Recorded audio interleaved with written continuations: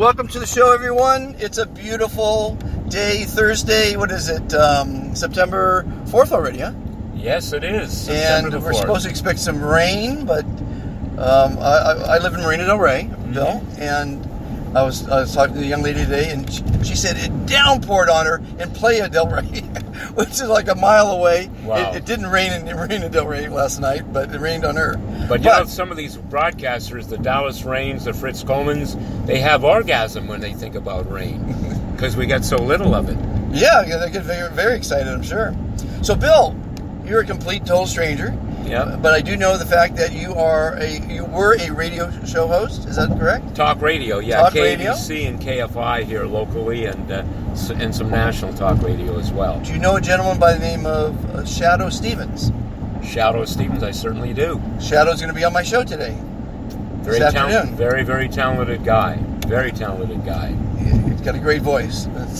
But you know, 5 South is what we need. you do a podcast and you look at and listen to talk radio, and I'm kind of curious, you know, from your perspective, is the public going to learn anything, or are they listening to talk radio because they want to hear opinions that are comparable to their own opinion? Well, I don't follow anyone, never have, never will. Mm-hmm. I don't copy anyone, never have, Yeah. never will. Mm-hmm. I'm my own person. I told you a little bit about my history. Yep. And so I'm looking at the world in a completely through the window that no one else. Your eyes are your window to the world. Sure. I was born in Beverly Hills. I was raised literally in the hills, in a commune. And then when my parents died, I was raised in middle class America, Canoga Park, California. Wow. So I was up, down, and middle. And so when I hitchhike around the world, I saw the world through many lenses, as they say. Mm-hmm. And now, after working in many, many fields, and it's been an evolution, I've come across a movement that I started a couple months ago. I call it the Be Fantastic movement. Mm-hmm. If you haven't heard anything about it, I encourage people to be fantastic. Mm-hmm. I'm passing you a card right now Sure, I'm that looking invites at it. you to be fantastic. And for those of you who are just listening into the show for the first time, there's very few fantastic people in the world. I've interviewed over 2,000 people, Right. and 41 of them have ever met someone in their life that says they're fantastic when asked. Now, obviously, you think your mother's fantastic and your kids, but do they say they're fantastic? That's the delineator. People that say they're fantastic are quite a breed amongst humans. They're very, very optimistic. They're never forgotten in life. And Bill, just so you know, But you do have to have self-esteem in order to be successful. you can get it that way. But hold on a second, Bill. All right, I want you to say, "I'm fantastic" right now with passion. I am fantastic. Okay. How do you feel right now?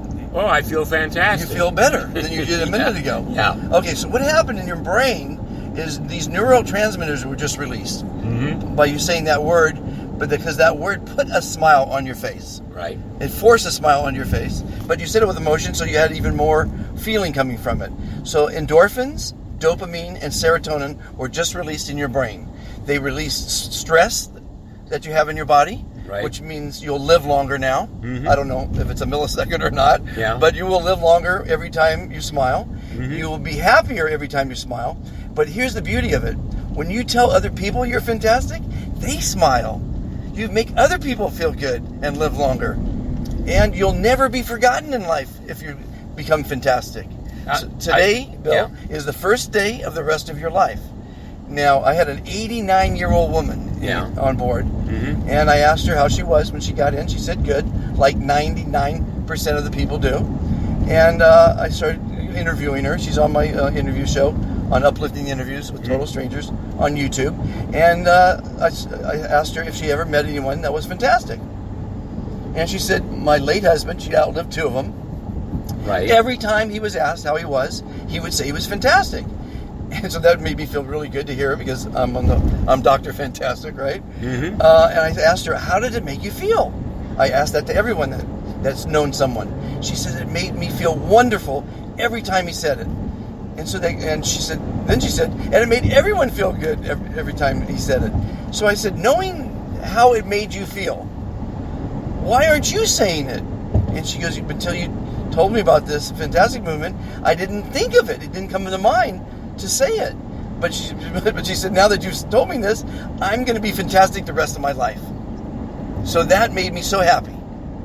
It was so rewarding to see this 89-year-old woman realize the mistake she made for all these years by not being fantastic, right? Well, there's also, but there's an attitude too. I mean, Frank Sinatra had a song called Young at Heart. Fairy tales can come true. It can happen to you if you're young at heart. Right, okay. And I think that's an issue too, and when you get older. And I think humor is a major issue. It's excruciatingly important. Yeah, absolutely is. So you're not going to be happy with a mate unless they make you laugh.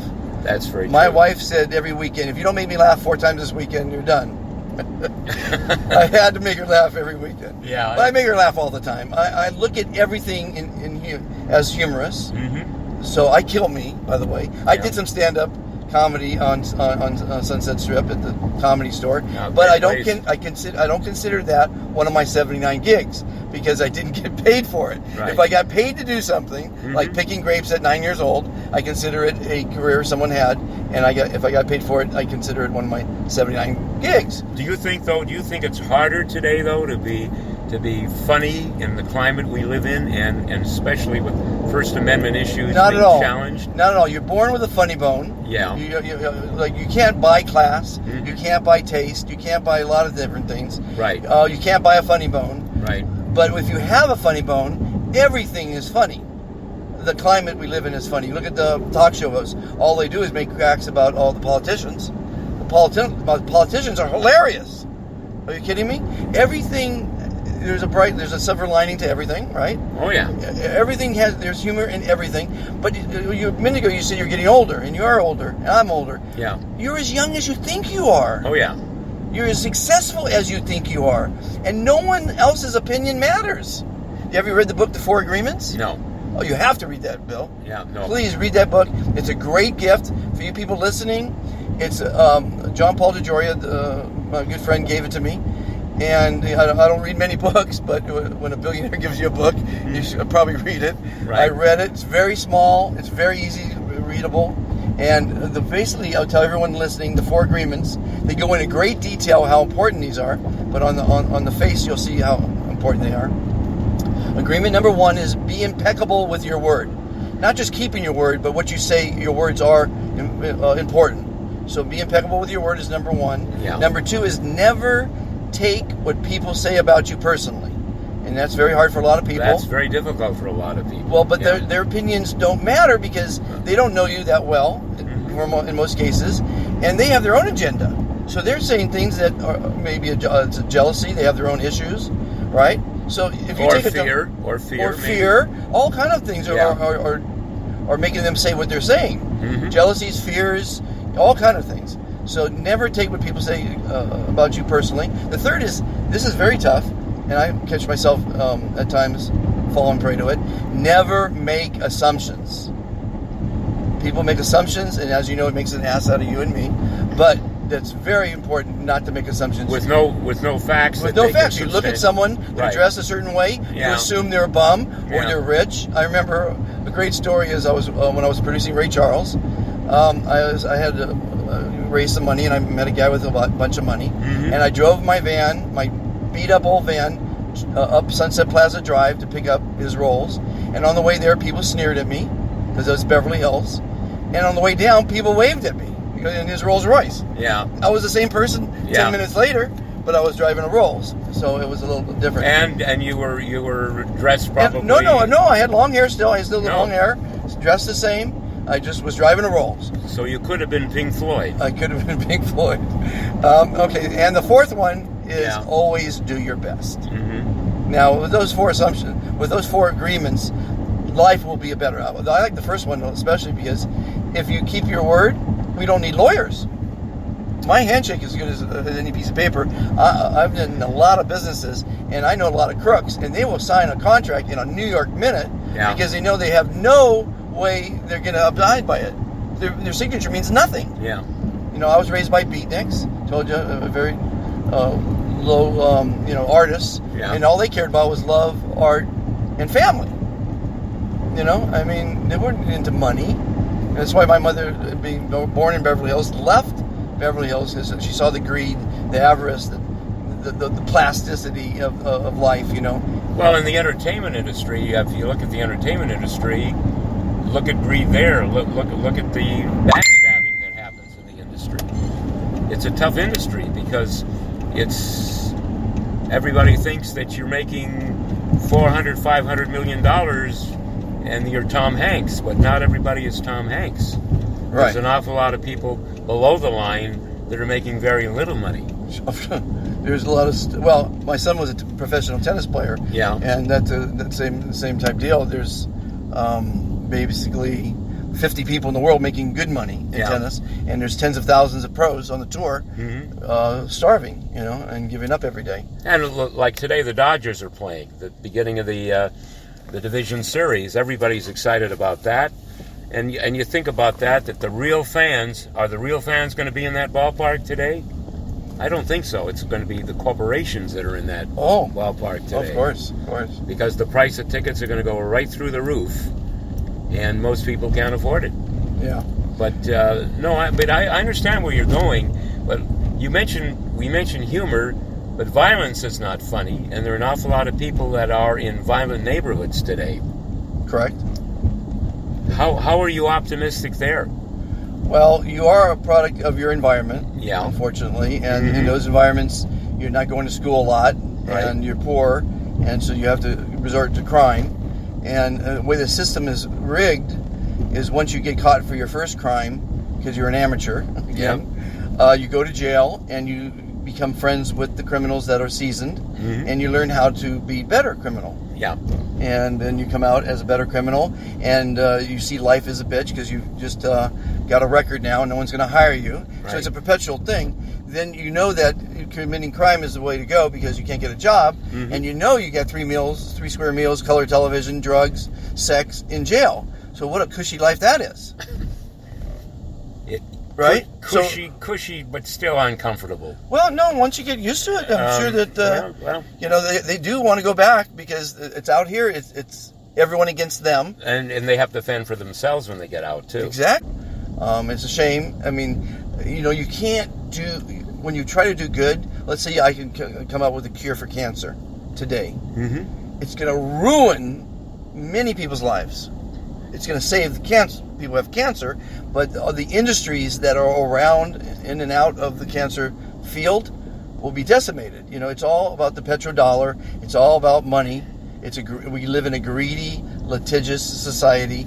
You know, I've been in a lot of trades, and I was a plumber once. Yeah. And a plumber, I was told you don't go in there and tell that lady she needs a 29-cent washer. You go in there and tell her she needs a new sink or a system cleaned, and the mechanics the same way. I know mechanics. That's one of the fields I wasn't in, but it's all geared to money. We have to pay our bills, of course. Yeah. But we don't have to be greedy. By the way, getting back to being fantastic as we're driving down Laurel Canyon on this beautiful day. Yeah. There's a couple things that always come to mind. Yeah. Which is Beautiful about life. Too. People are rushing through life. They're rushing towards retirement, and they're not enjoying the day. And I see it as a red light. But they're living longer, though. They're living longer. Yeah. But you're not living. You Right. know? In other words, when you see a red light, I tell people to take your foot off the accelerator. Like right now, this person's accelerating to that red light there. Why? They're not going to get there any quicker. They're costing themselves money and gas, and they're wearing their brakes out. That's an what's the word for it? Not analogy, but a metaphor of life. Yeah. They're just in a big hurry to get through it instead of enjoying it. You probably didn't. But it's hard to enjoy it for the parents. Correct. The aging parents, and you have a real debate in this country right now regarding health care. It's not what they have in Canada. It's not what they have in France. Okay. Well, when America is totally screwed up, as you know. Completely messed up. My daughter-in-law just had a baby, my 10th grandchild. Right. And she went through the bill to have it the operation in the hospital. Yeah. And they're charging, she said it was $300 for an aspirin. Yeah. I mean, come on. Yeah, it's outrageous. So that's called greed. and that's why the system's broke. You know, it feels like fraud to me. It's fraud. It's greed. Yeah. It's a lot of bad things. And I'd like to see what the money that CEOs make from That's the pharmaceutical thing. company. But see, yeah. when you're investing, Yeah. you as an investor invest in these greedy companies because Yeah. you want to make money on the stock market, Yeah, right? you should, yeah. So then it's a catalyst that's going all the way around. If you didn't invest in Standard Oil, look at the chart. It's $4.19 for Yeah. a gallon of gas, right? Yeah, Chevron Well, right there. I'll bet $3.19 of that goes towards the research for 20 years from now for the future fuels. Yeah. So they're making an exorbitant amount of profit, and it's going towards, I guess our future. But our future may not be here. We're here today. Yeah. We don't have to charge these kind of monies that are being charged. So the whole system, you can't fix one thing without breaking something else. Yeah, very true. Okay. But if you don't have health, you don't have anything. Well, yeah, you're going to pay all your money that you have for health, of course. Right. It's And you take a look at the government today, and I'm willing to. But we don't talk politics on the show. All right, but they're all phony. They are, yeah. And it's about money as well. Well, actually, it becomes power at that point. Yeah. Trump didn't need any more money. He needed power, and now he's got it. And after he's done with his power run, he'll get more money because the connections he's making. If he didn't have enough when he started, the president's. That is if he doesn't get impeached. Yeah. Of course. And you don't know. I mean, I've never seen the political climate the way it is now. No, I mean, I can think back to the Ronald Reagan, Tip O'Neill days. And they didn't agree politically, but they knew how to compromise. Yeah. Yeah. Well, Ronald Reagan, by the way, is on the cover of my book. Is he? Yeah, he dated my mom. They were real serious. Oh, my God, Ronald Reagan. Yeah. I just heard a show, going back in the golden days of radio, where Ronald Reagan was Doris Day's guest. Okay. And remember, she appeared with him in a movie called The Winning Team. He played a Major League Baseball pitcher. He called me when he was governor. Oh, yeah? To tell me about my mom. Yeah. And he had the most beautiful voice I ever heard. Oh, yeah. It was silk. It was really great. He was really. We used to call him, because I was, my wife knew I'm an orphan. We used to call him Papa Reagan. Yeah. And the Ronald Reagan Library is, for people listening in the Southern California area, it's worth visiting, as is the Richard Nixon Library, too. All right. So let's get back to Bill a little bit. You were a talk show host. Yep. And tell me about your experiences, some good stories about back in those days. It was back, on KABC, I had Bing Crosby on, and Bob Hope, and Barry Manilow, and Neil Diamond, and some really interesting people. Bing Crosby was a fascinating story because Crosby, when you think about it, he was the first half of the 20th century. He sold more records than anybody. And the funny part of it is, most people, unless you think of White Christmas, don't even remember who he was. And yet, they all know Frank Sinatra. Even young people know Frank Sinatra. Right. And Sinatra, I had a chance to meet him. But I think one of the most interesting stories didn't even relate to radio. Lucille Ball. My attitude about interviewing people is, first and foremost, you got to be a good listener. You have to be a real good listener. And you have to know what your audience is. And we were talking about health. And I was at a place right here in the valley where I spoke to a group of people who were senior citizens. And right away, you have to say to yourself, you got to get them involved with you. Because when you're a senior citizen and you're, let's say, 70, 80 years old or even older, they may not stay with you. You've got to be able to motivate them. And you talk about motivation. And so the very first question, I asked a question right out of the box after being introduced. I said, how many of you people in this audience are grandparents of the show? And all the hands go up. And then I said, well, I want to tell you a story about how my grandfather, who was living in Winnipeg, at the Jewish Old Folks Home in Winnipeg, and he came out here to Los Angeles. And he went with me because I was able to arrange for him and me and in my family to see a taping of the Lucy Show. And if you can imagine, when I started telling the story about Lucille Ball to that audience, they were in the palm of my hand. Sure. you got to know where you're going. Right. And that, I followed that up because senior citizens, when you get to be at that certain age, you've got to know. And as a matter of fact, any audience. You can talk about Barry Manilow. Barry Manilow had tremendous phone action on KABC. He had great stories to tell. And Paul Anka is another one who's going to be in the LA area coming up in February. Paul Anka is fascinating, his whole story, his career, of how he started in the Diana days and Put Your Head on My Shoulder and all the major hits he had. But then he graduated to the Sinatra world and became a superstar in Las Vegas. All right. And he's still active to this very day. Well, you got to go with the road with the least resistance. Yeah, oh yeah. You know, my road always changes. I couldn't do the same thing like a lot of people can do for year after year. As an example, as an 18-year-old, I built a silo in Iowa. Wow. It took 3 months. Yeah. Hard labor. Yeah. And after it was done, I said, I looked at it, and that was fantastic. 120-foot structure on the air. And I wasn't about to build 2 of them. Mm-hmm. You know, I ran a snow machine in the winter of 72 in Davos Platz, Switzerland. And that was a great winter. It was a great job. But I'm not going to do it. I couldn't do, and I still can't do something for, forever. I have to keep changing it up.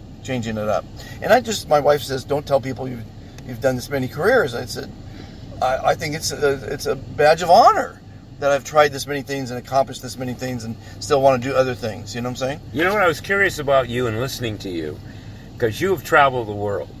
I've been in a lot of places too, but I'm curious as to how you find young people in other parts of the world compared to American kids, in terms of their attitude towards life and towards the arts. Well, the best things when you're traveling, anyone listening, if you're young, get out there and travel. Right. I hitchhiked around, and today is a little harder to hitchhike, but it's still possible. Yeah. Stay in hostels. Mm-hmm. Hostels are where the young people stay, and it's the least expensive place. Mm-hmm. And I remember being in England and many countries where there would be over 30 or 40 countries represented. Right. And in those days, it was the 70s and the 80s, there was a lot of political turmoil going on.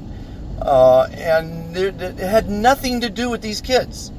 The politics have nothing to do with the youth. The youth are living their lives. Right. They're not living politics. You get into politics when you get older. And I won't talk about politics because no one knows what's going on in politics. It's all opinionated. Absolutely. Like religion. It's all opinionated. Mm-hmm. How many gods there are. I'm going to talk about a god when there's dozens, if not hundreds of gods out there. I'm sorry. I'm just not going to talk about those things. But getting back to traveling and meeting the young people of the world, that's where life is. They're living day to day. If you have the time to go to some of my interviews, I just interviewed 2 young ladies from Italy with backpacks, and then a German a month before that. Traveling. When I see a young person traveling, I want to give them all the encouragement I can. They're doing the exact right thing they should be doing. Those experiences carry with you the rest of your life. Problem with society now is, as I told you earlier, your parents tell you to go to school, you'll be a failure. You go to school, you get a big debt. I interviewed a guy who had $502,000 education bill. He tallied it the day before. I drove him to his first interview as a spine surgeon. Mm-hmm. Here's what happens. You're done with your education, you go to work, he's got a $500,000 bill, he has to pay for the next 30 years. How much traveling do you think he's going to be doing? Yeah, not too much. No. So now you got to buckle down at 8 to 5. You're not supposed to look up and think about other things. Why is this saying turn around at Oakdale here? I think is this road closed up ahead, you think? Let's take a look. I just have to listen to what it's saying. But at any rate, the traveling is the most important thing a young person can do. Again, I was saying most people don't get life till they hit 50, or they travel extensively, or they experience death in the family, someone close to them. Then they start realizing how important every day is. Then they start living life. I think we should just go with Laura. What do you think? Yeah, that's fine. I mean, it's just right there. Yeah, we're not that. Well, it's one of the most interesting places that I was able to visit was Prague. Oh boy, that is like medieval times. It's so, and again, they were they were not attacked by Hitler. So, but I did get a chance to visit, the concentration camp. Oh. I got a chance to, but Prague, it really, really hits you, and it hits you hard. I remember when I was in Germany watching railroad crossings. Yeah. And it just reminded me of the movies I saw in the war. Yeah. And it was very scary, actually. It was awakening as well. That's why I say travel, you get to see the world when you travel, and it opens up the world to you. Because the world, there's so many things. I always told my wife when she gave me a lot of shit, listen, and she knows it was always hanging over her head. If I'm not happy, because, you come first. That's one of my sayings. Yeah. You can't make anyone happy unless you're happy. Right. She knows that I would walk out onto the road and hitchhike around the world again. Because when I tell people, you lose your job, you lose your family, you lose all your friends, and you have nothing, walk out to the side of the road and stick your thumb out. Some nice person's going to pick you up, and they're going to take you in, they're going to give you a ride down the road, and if you have any common sense, like the only thing my foster father gave me was he taught me the trades. So I can go anywhere in the world and know I could be a carpenter, electrician, a plumber, mason, gardener, a dishwasher. I could do anything. Right. All right. So that's a confidence that of course can carry with you. But if you could wash dishes, you could survive anywhere in the world. There's always room for a dishwasher. Yeah, there is. But of course, there are an awful lot of people who don't want those kind of jobs. There's a lot of college graduates that are washing dishes right now. Yeah. That's a shame. Because they don't teach you how to be successful in college. They just teach you how to get a degree. Yeah. And some of those teachers that I've experienced are not necessarily the best instructors in the world either. I'll give you an example. Yeah. In high school, Yeah. my counselor said, you have to take a foreign language to get into college. So that's why she told me I had to learn a language. Had she told me, you should learn you need a language, but you should learn a language because you might go to a foreign country where there's girls that don't speak English. That would have made sense to me. Yeah. Right? Although now English is pretty much spoken all over the world. Yeah, but what I'm saying is you don't need to go to I don't really believe you should go to college because the answers are in a millisecond on Google. Just this morning. Now it is, yeah. This morning, the lady and gentleman were going to Canada for their Thanksgiving. Yeah. So I asked, of course, being curious, I'm curious about everything, why does Canada have a Thanksgiving? I don't know. They didn't know, and they're going to Thanksgiving to Canada. That's interesting, isn't it? So I went to Google, and I asked Google, and in a millisecond, they learned why Canada has a Thanksgiving. And I asked why America has Thanksgiving. It's the same reason. They're celebrating their first harvest. Right. But the answers to everything you want to know are right there in a millisecond away. You don't even know how to type or spell. You just need to be able to speak the language. Yeah. Speak English. It's amazing. Well, now, of course, Spanish is off, especially in this country. Spanish is important. I think you're at an advantage if you understand the language today. Well, even it though is in California. Absolutely. It's the number one language, right? Yeah. I mean, it's the predominant language. It's just amazing what the world's coming to. But again, we're getting back to this is a motivational hour. Yeah. This is a motivational show. I'm trying to encourage people to think outside the box, to enjoy life, and to take risks. When you learn how to ride a bike, you fell down, you cut your knee, you put a Band-Aid on it, you got back up. Right? And you rode the bike again. That's life. Take chances. Go out there. I love when people say they lost their job. That opens up more opportunities. Look at the bright side. You're going to do something new now. Right? But with so many people that are out of work today, and with so many people that are homeless, how can you motivate a homeless person when? I mean, that's difficult, isn't it? Well, how can you be optimistic? I run a charity for veterans called Supporting Our Servicemen. Okay. And I've been advocate for homeless. Well, my son's been in the military. Oh. Okay. Wonderful. He was involved with Army intelligence. Okay. And sometimes you pay the price. Well, I got the opportunity to get out of the car down in downtown LA and interview a homeless person. Okay. And very well spoken. Probably 30 years old. No, he's got to be 40 years old. Yeah. And he told me about the politics down there. the prostitution, the gangs, the murders, everything, and then The drugs. The drugs. Yeah. And here's what's happening down there. Yeah. The government is, when you're destitute, the government gives you money Yeah. because you're homeless. Mm-hmm. With that money, you buy drugs. Right. And sometimes you buy some food. Mm-hmm. So. And maybe alcohol, too. And alcohol. Yeah. And those people that are living down there, Yeah. many of them choose there on purpose because they're criminals and they don't have an address. So they stay one step above around the law. Yeah. The law can't find them because there's no address down there. Right. So then when I shut the interview down, it was a wonderful interview. The guy was well-spoken, so we started chatting a little bit more. And he told me about the murder. We started talking about the murders.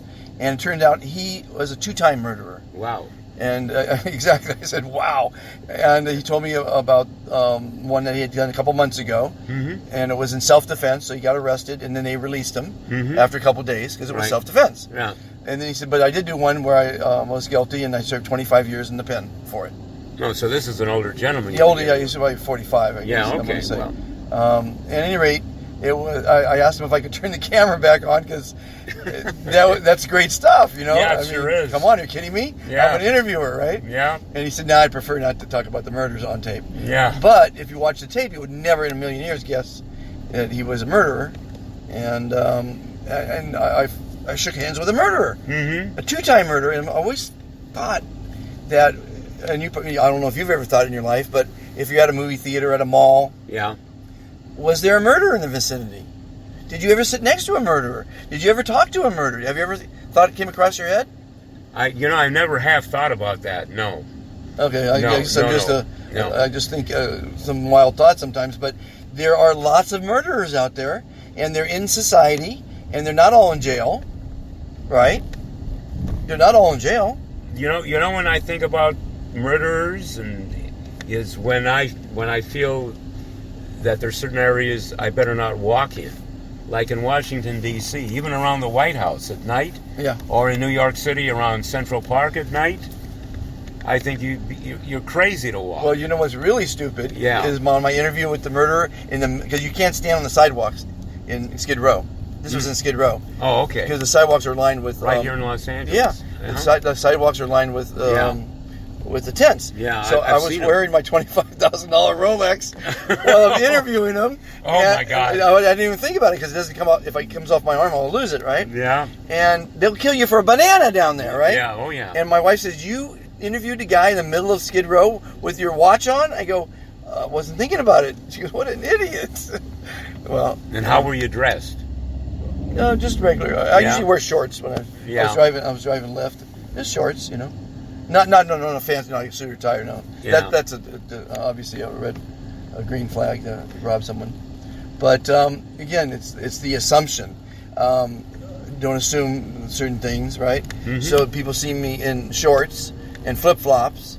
They probably didn't realize I was wearing an expensive watch. Right. And people assume what they want to assume, you know. But so I've got Bill. You got to go back and watch and listen to some of my podcasts. My co-host is a quantum physicist. And he's one of the most brilliant minds probably on the planet, maybe in the top 20 anyway. And we have some technologies that we're introducing to the world and over the show. And some people that are introducing some new things. For instance, if you know anyone listening that has herpes virus or shingles, watch my podcast on that one. The gentleman is giving it away free if you can't afford it, and it's proven that it gets rid of it. And I mean the caliber of guests that we're both inviting in from our years on the Rock and meeting people are of the highest caliber. There are not many people listening to my podcast right now. If anyone's listening right now wants to ask Bill or myself a question about motivation or talk show or interviewing, it's 714-316-9829. And it's just I'm giving back. You know, my friend John Paul DeJoria said success unshared is failure. Right. So, you know, if through talking to you with your experiences, I used to have a show called Make a Hollywood Movie. And as a matter of fact, I think I'm airing one of my. I found a clip on the internet 12 years ago. It was filmed with Marty Cove. I don't know if you know Marty, old-time Western actor. And basically, I would ask 2 questions of every guest. And because you know about interviewing, you don't want it time-stamped. No, I understand. Okay, so I would ask 2 questions. One is, what was your dream in life? Because not everyone who's a movie star dreamed about me becoming a movie star. Right. They might have been want to be a soccer star or electrician. And the other one is, what advice do you have for someone wanting to get into your field? And those are 2 great questions that people enjoyed answering. And again, I've got it from some real big celebrities when I was doing that show. Well, you know, one thing that's interesting, because you mentioned medicine, the LA Times, the new owner of the LA Times is a fascinating person. Where did he make his money? In the medical field, relative to cancer. Okay. Yeah, I mean, it's what he has done. It's incredible, and well, I want to talk about cancer because, as you might know, cancer, any disease, cannot breed in an alkaline environment. So you want to cure cancer, get your body alkaline. The guys, the people that living in the jungles, are alkaline. They don't have cancer because you cannot breed in. You can only breed in an acidic environment. Right. Now we drink coffee, we eat steaks, we eat all kind of things that give us acidity. And now we're learning as we grow and evolve into a more intelligent species that alkalinity is the key. Yeah. So there is the cure to cancer right there. Stay alkaline. We start alkaline, but we're feeding ourselves the wrong things. The processed foods, we're smoking cigarettes. And it took 30 years for legislation to pass to make doctors sterilize their hands and their tools. Wow. They had to be forced to do that. It wasn't logic. Say, oh, you know what? Because there was a huge amount of baby deaths. They couldn't attribute why all these babies were dying. It was because the same utensils were being used on the births, time and again, without being washed. Well, one of the things that's interesting, too, about medicine today, there was a PBS documentary that just recently ran on the history of the Mayo Clinic in Rochester, Minnesota, and how all those doctors that work there are paid, and it's a lot different than doctors that are independent doctors. It's a group effort at the Mayo Clinic, and I learned so much about the Mayo Clinic in Rochester, Minnesota, and I actually had been there when I was very, very young, the first couple of years of my life. Well, see, there are systems that work. It just drives you crazy. I watch these documentaries. I watch a lot of documentaries. Yeah, I do too. They feed the kids in France the most healthy meal you can imagine, and it costs less than the junk that we serve our kids. And we serve a lot. Costs less. Yeah. Right? Yeah. And well, by the way, getting back to scientists, I don't know if you know how Caltech works, but I interviewed 3 scientists from Caltech that are doing some most incredible things.